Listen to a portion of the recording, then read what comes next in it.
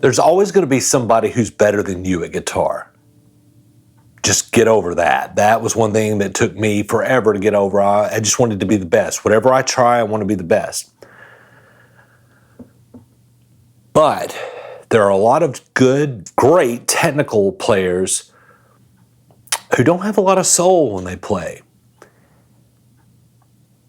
And what they have in technical ability, they lack in dynamics or heart or feel.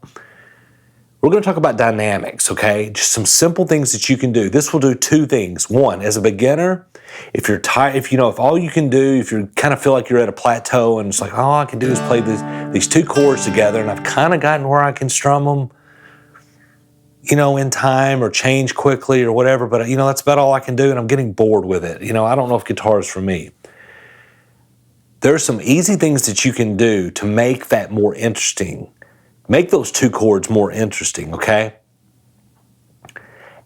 And it's a foundational building block for when you get better, you will be distinguishable as a guitar player. You may not be the best, but you'll have your own style because your rhythm is something that people just can't put their finger on, right? Dynamics plays a large part of that. Guys, welcome to MyPOVGuitar. My name is Brandon. In this lesson, we're going to talk about a couple of easy things you can do. Palm muting, okay? Taking your right hand, it changes the sound. And then when you open up,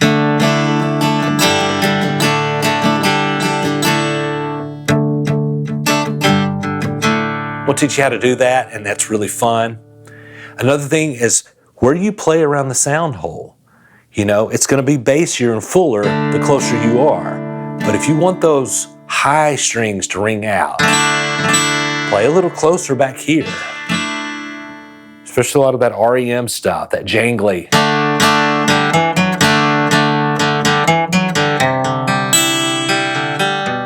Sounds a lot different than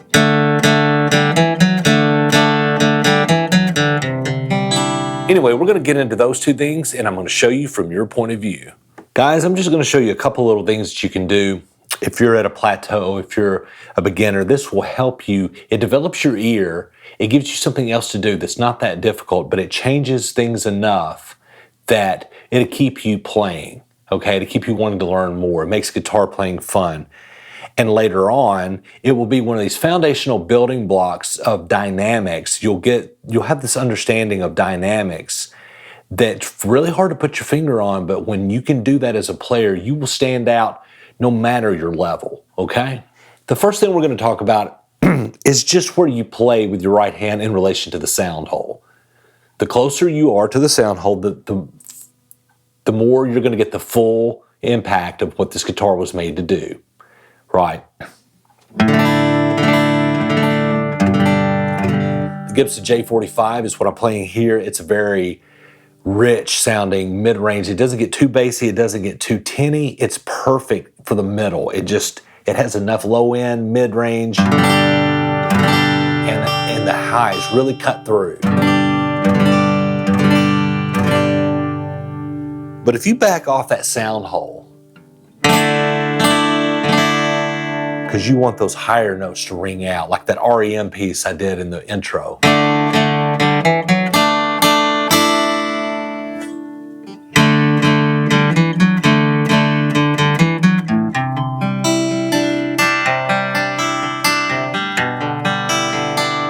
It doesn't sound bad over the sound hole, it just sounds a lot better here. And you can take it too far and go too far back and it's too tinny, right?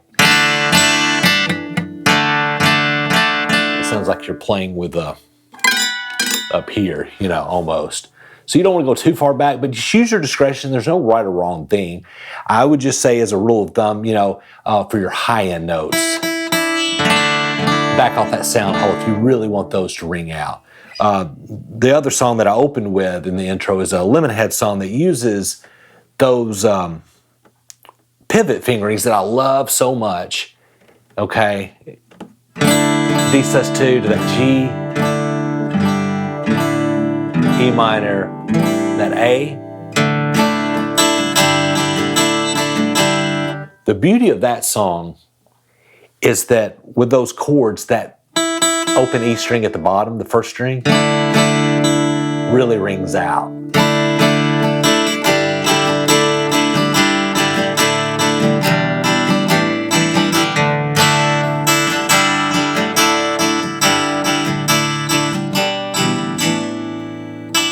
So that one sounds really good playing a little further back off the hole, okay? That's one. That's the easy thing you can do. The other thing would be palm muting, okay? So you just take this part of your hand, right, where you're resting it, just kind of put it on the back end there, the saddle, and just kind of move it up a little. And then adjust, because you can mute it all.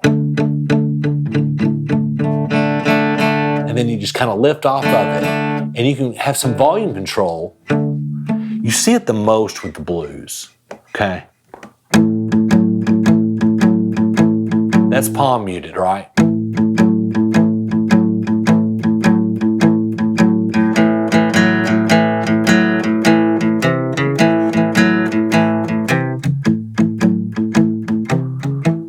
So you can back off that, get on that. If you want to accent like a certain chord change, say with the blues, you'll go, we're in A, so to D.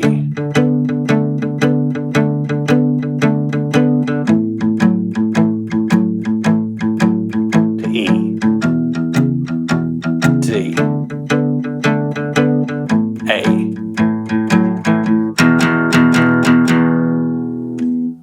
Back to that E.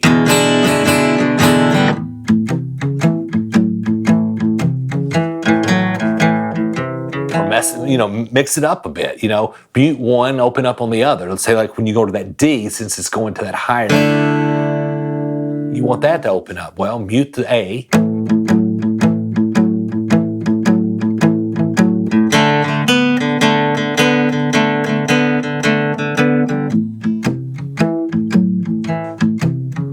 That's where you see that the most.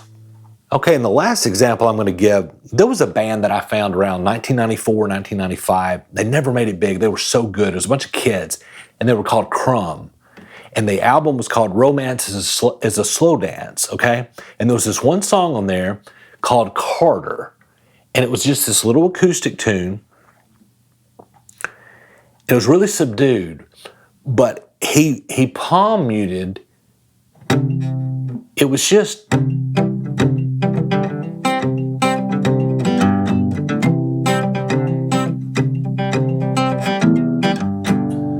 butchering it, but it was just G, C, G, and D, I think. But the main part of the lyric, the verse, was just going to that G from C.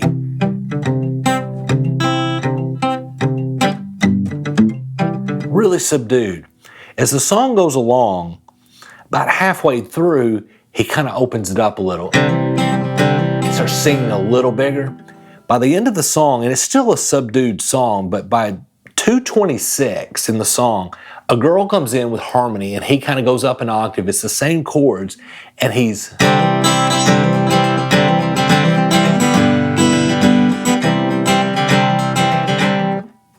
I found that song on YouTube. I haven't been able to find my album in years. I don't know where it is. I found this on YouTube. I'm going to do something I never do. I'm going to point to a video outside of my YouTube channel to check out. Check out Carter by the band Crumb to get the best example of how using dynamics with palm muting makes the song. When I first heard the song, I didn't realize it was in C. I didn't realize it was so easy to play, because it was almost masked by the dynamics of the song, which was...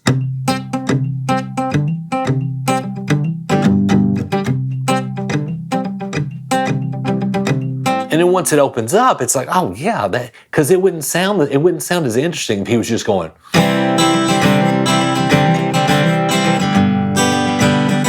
I would instantly recognize, even in 1995, I was on the beginning end of my guitar journey. I would have recognized, hey man, that's a G. I can hear that G in there, right? It would have been pretty milquetoast, been pretty white bread kind of song, right? But just that little touch of, and then opening it up at the end. It's still one of my favorite songs 30 years later, and the band never went anywhere, and I love these guys so much. That whole album is great. Check it out. But check out Carter, and that's just a great example of how you can, if you're getting bored, if you're getting stuck, work with some dynamics with your right hand, right?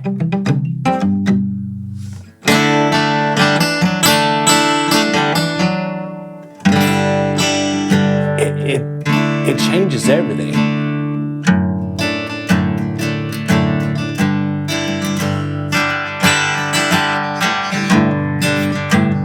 You know, I like to go when I'm playing like some just little add-on things with like a G on the bass end of things, like.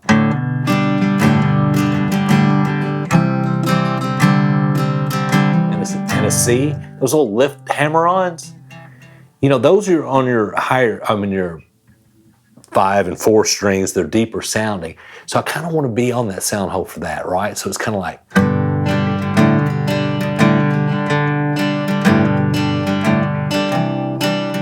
That's a U2 song. That sounds like a U2 song.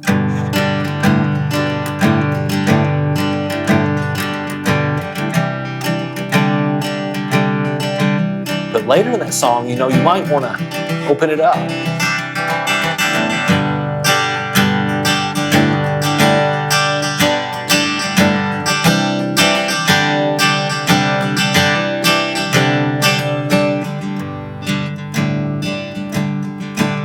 Guys, this right here is something fun that you can do. It's easy, and if you use that as part of your staple of your bag of tricks that you use as you progress as a guitar player, believe me, you are going to stand out. You don't have to be Eddie Van Halen and be all over the neck, but if you have great rhythm and a good ear for dynamics, you're going to stand out as a guitar player. Guys, if you want to work with me, if you need help with anything, if you're stuck and you need one-on-one help from me, there'll be a link in the description. But until then, guys, I'll see you in the next lesson.